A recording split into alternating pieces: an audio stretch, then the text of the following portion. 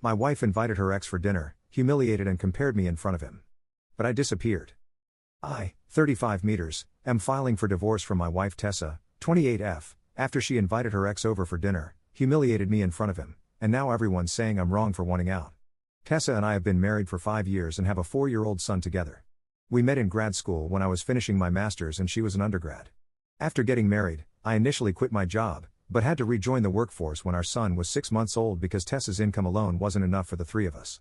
That decision led to a lot of arguments because Tessa felt it was somehow an insult to her and showed I had no faith in her abilities. I spent weeks trying to convince her that this had nothing to do with her capabilities, I just believed 2 incomes would be better than 1. She was upset with me for quite a while but eventually came around when she realized it meant she could take some time off work to spend with our son. The downside was that I ended up doing both my job and all the housework. Tessa is a personal trainer at a local gym, so she claims her job is more physically demanding than mine. I have a desk job, so she thinks I should handle most of the household chores. According to her, since I don't do much physical activity at work, household tasks shouldn't be too tiring for me, despite the fact that I work longer hours.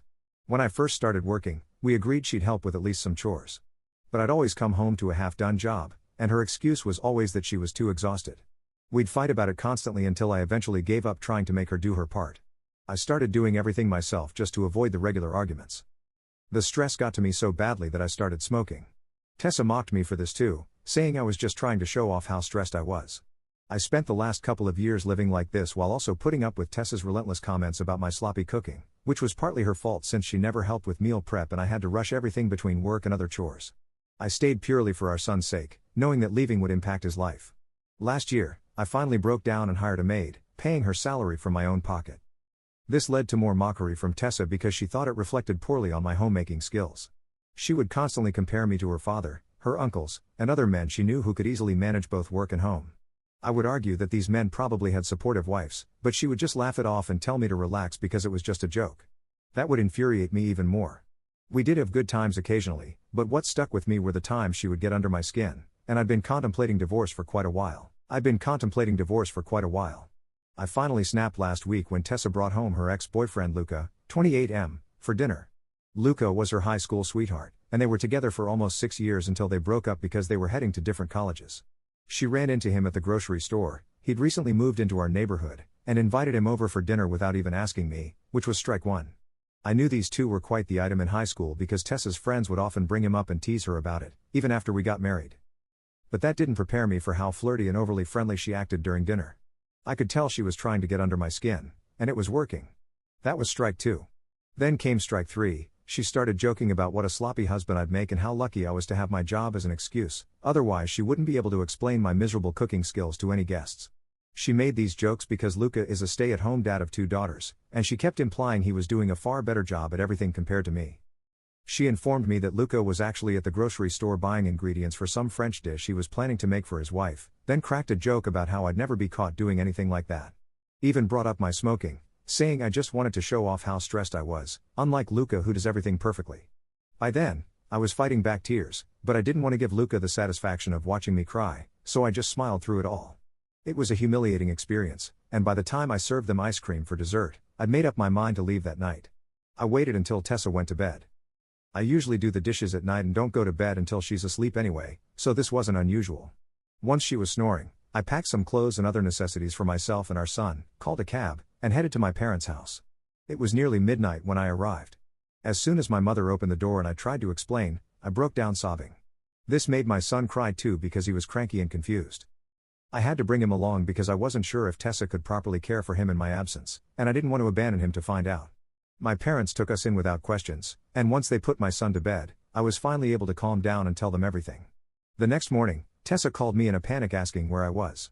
When I told her the truth and said I was filing for divorce, the panic in her voice disappeared, and she started laughing. She told me to cut out the drama and just come home. That infuriated me so much that I started yelling at her, calling her an incompetent, lazy, selfish, and misogynistic woman. When I said I'd rather be single for the rest of my life than go back to her, she finally seemed to realize I was serious.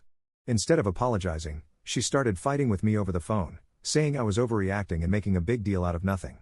She claimed she was just trying to lighten the mood around Luca with her jokes and that there was no need to take things to heart. But here's the thing, her jokes weren't funny. They were cruel and mean, especially given how I was already trying my best. She just kept pushing me to my limit every single day. When she finally understood this wasn't just about the jokes, she started playing the victim, accusing me of leading her on because I admitted I'd been planning to leave for a while and this was just the last straw. Now all our friends are texting me, telling me I need to think about our family and put them first instead of myself and not let a few stupid jokes destroy our marriage. I've tried explaining that there's a lot they don't know, but everyone keeps insisting I shouldn't destroy a home over some jokes. I put up a post explaining everything I mentioned above, which seemed to pacify some people.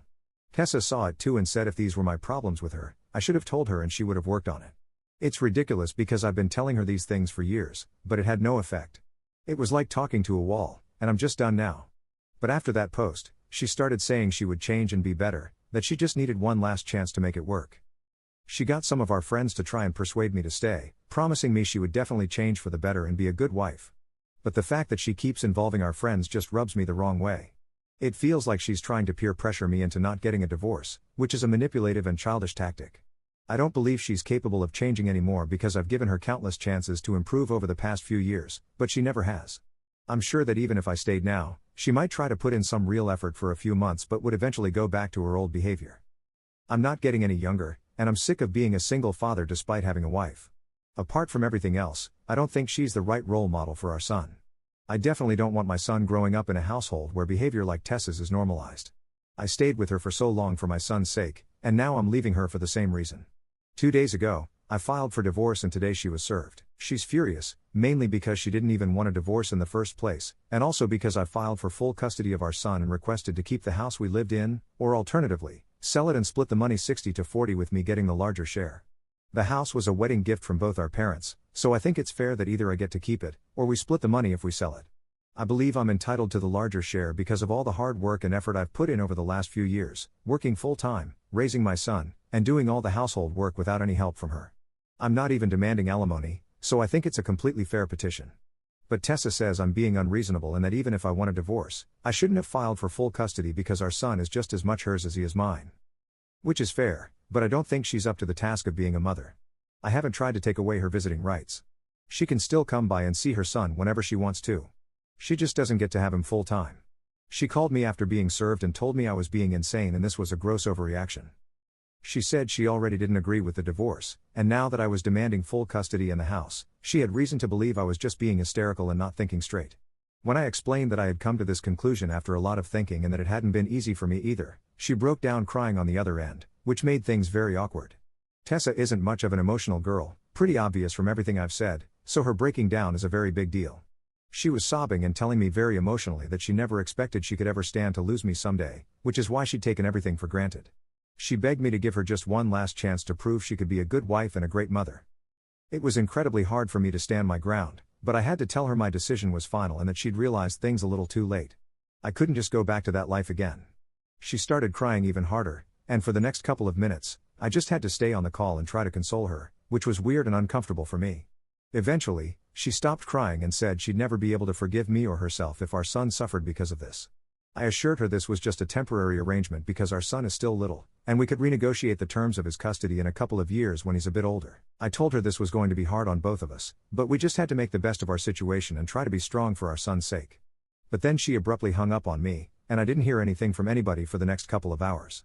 However, now suddenly all our friends have started texting me again, telling me what I'm doing is wrong on a fundamental level and that I need to reconsider my decision. They're saying that since Tessa is begging for one last chance, I really should consider it instead of being so cold-hearted and thinking only about myself. At first, it was just a few people, but now it's practically everyone we know, and I've seriously started to reconsider because maybe I am the aholi here? I don't even know anymore. Am I the aholi for filing for divorce from my wife and full custody of our son because she doesn't help me? Update 1. Hi. I'm back with an update after a really busy week.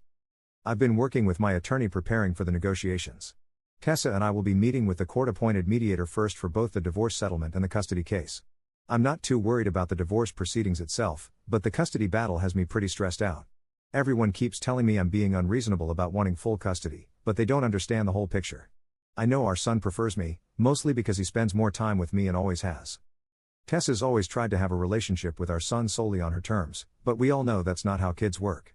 One of the most frustrating things about this past week has been watching Tessa's sudden transformation into a concerned mother. She's been posting on social media about how much she misses her son and how unfair it is that she can't see him, which isn't true. She's welcome to visit any time. She just hasn't tried. Several mutual friends have shared these posts, adding their own comments about what a loving mother she is. The reality is quite different. Tessa doesn't even know our son's daily routine, his favorite foods, or his allergies. Just yesterday, she called asking if our son still likes dinosaur-shaped nuggets. Our son hasn't eaten those in over a year because he's now obsessed with space-themed food. It's these little things that make me doubt her ability to be a primary caregiver. My attorney says we have a strong case based on my consistent involvement in our son's life versus Tessa's sporadic participation. We're preparing documentation of everything, from doctor's appointments I've taken our son to parent-teacher conferences Tessa has missed, to the daily routine I've maintained while working full-time. The financial aspects are another mess entirely. Tessa's lawyer sent over some preliminary paperwork, and they're contesting my request for the house. They're arguing that since it was a wedding gift from both families, it should be split equally. They conveniently ignore the fact that I've been the one paying for all the maintenance, repairs, and improvements over the years. What's really getting to me is the constant stream of messages from people who barely know our situation.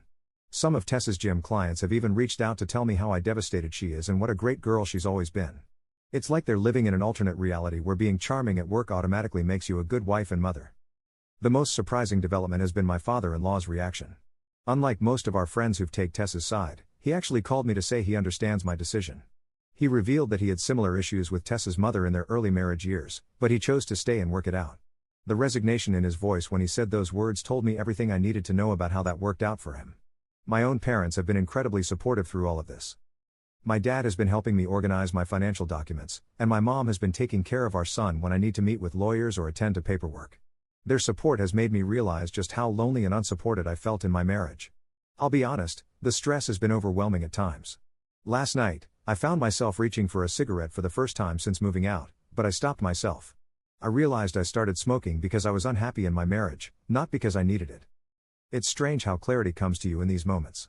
Tessa has been sending me long text messages late at night, ranging from angry accusations to emotional pleas.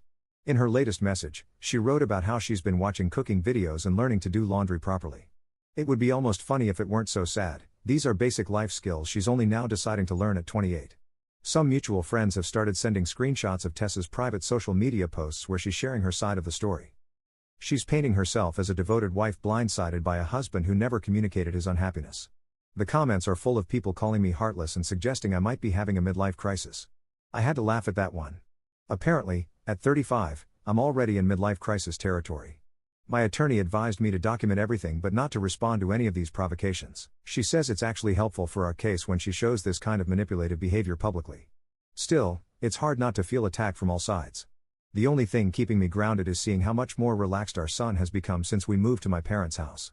He's sleeping better, eating better, and seems generally happier. He still asks about her mom, of course, but he's not anxious about it like he used to be when we all lived together and tensions were high. I have my first mediation session scheduled for next week. My attorney has prepared me for what to expect, but I'm still nervous. Tessa's lawyer has already indicated that they plan to fight hard against the full custody request, so I know it's going to be a difficult process. Despite all the pressure and second-guessing from others, I feel more certain about my decision with each passing day. Living with my parents has reminded me what a supportive household feels like.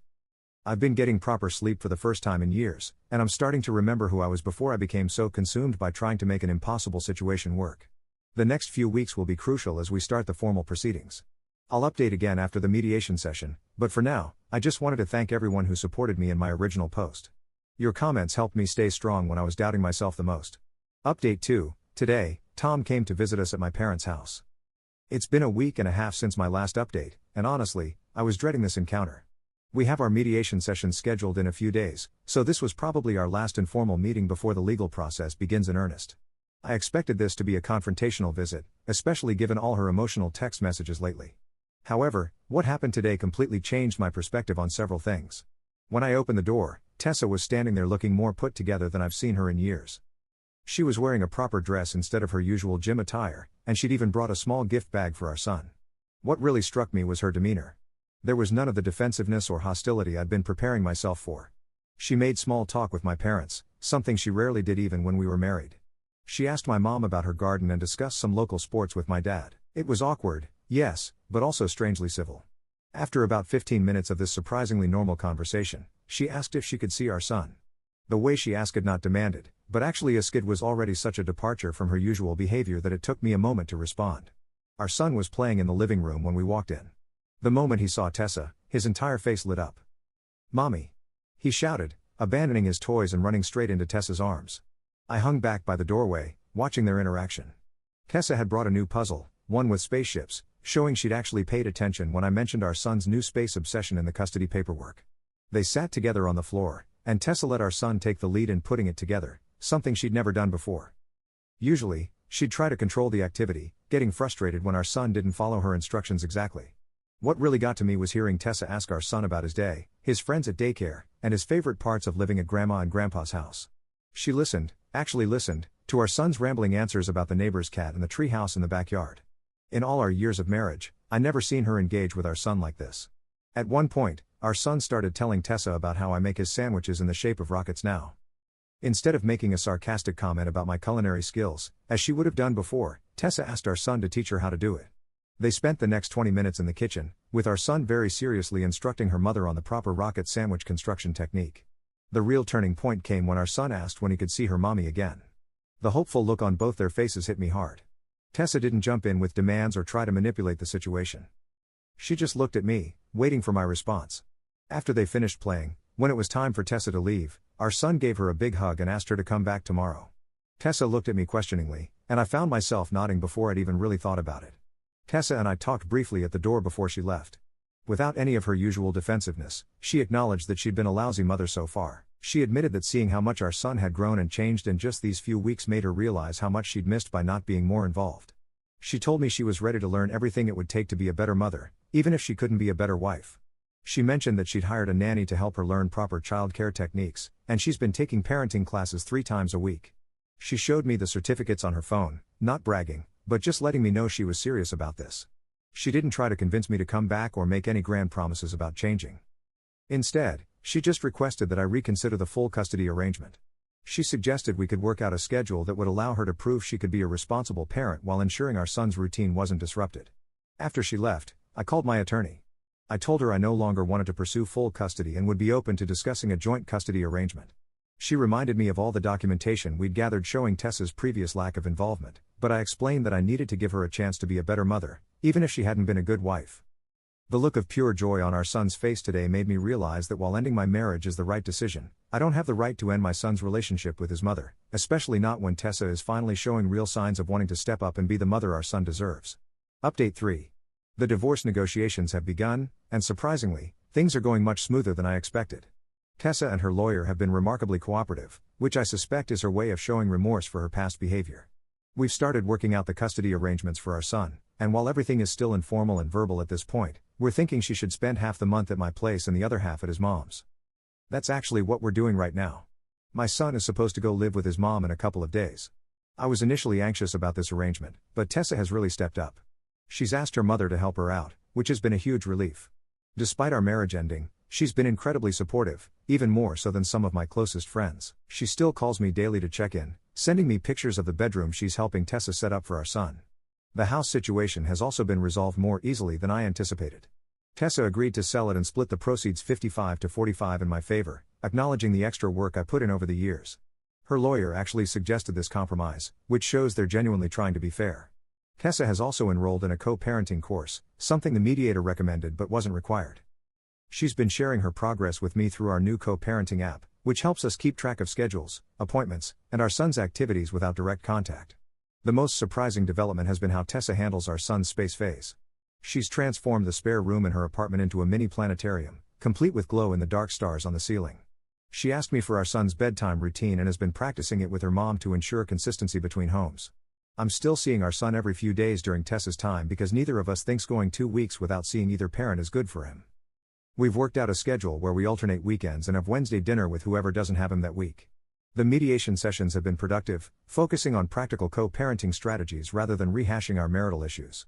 Tessa's been actively participating, taking notes, and asking relevant questions about handling school schedules, health care decisions, and holiday arrangements. We've established clear communication boundaries. No more late-night text messages or social media drama. Everything goes through the co-parenting app or our lawyers. Tessa voluntarily deleted her previous posts about our situation and made a final update simply stating that we're working things out privately for our son's benefit. Her mother has been an unexpected blessing through all this. She's not just helping Tessa learn to parent, she's actually mediating between us when things get tense. Last week, when we disagreed about preschool options, she arranged a meeting with both sets of grandparents to discuss it rationally. We ended up finding a solution that worked for everyone. Our son seems to be adapting well to the new arrangement. He's excited about having 2 rooms and 2 sets of toys, though we're trying to maintain some consistency by having his favorite stuffed animals travel with him between houses. He stopped asking when we're going home and instead talks about mommy's house and daddy's house without any apparent distress. The financial aspects are being handled professionally through our lawyers. We're setting up a joint account specifically for our son's expenses, with clear guidelines about what each of us will contribute and how the money can be used. Tessa suggested this herself, wanting to ensure transparency in our co-parenting financial responsibilities. Looking ahead, we have a detailed parenting plan that covers everything from education to medical decisions. We've even included provisions for how to handle future relationships, agreeing to meet any potential new partners before introducing them to our son. I know we still have challenges ahead. This is just the beginning of our parenting journey, and there will undoubtedly be bumps along the way. But for the first time since this all began, I feel genuinely hopeful about our ability to put our son's needs first and work together as parents, even if we couldn't work together as spouses. My son is happier than I've seen him in months, and that's what matters most. My son is happier than I've seen him in months, and that's what matters most. Tessa and I both understand now that being good co-parents is more important than holding on to past hurts. I'm grateful that we found a way to move forward that puts our son's well-being first while allowing both of us to maintain meaningful relationships with him. Thank you all for the support and advice throughout this journey. Your comments helped me stay strong when I was doubting myself and guided me towards making decisions that were best for both me and my son. This community has been an incredible source of strength and wisdom.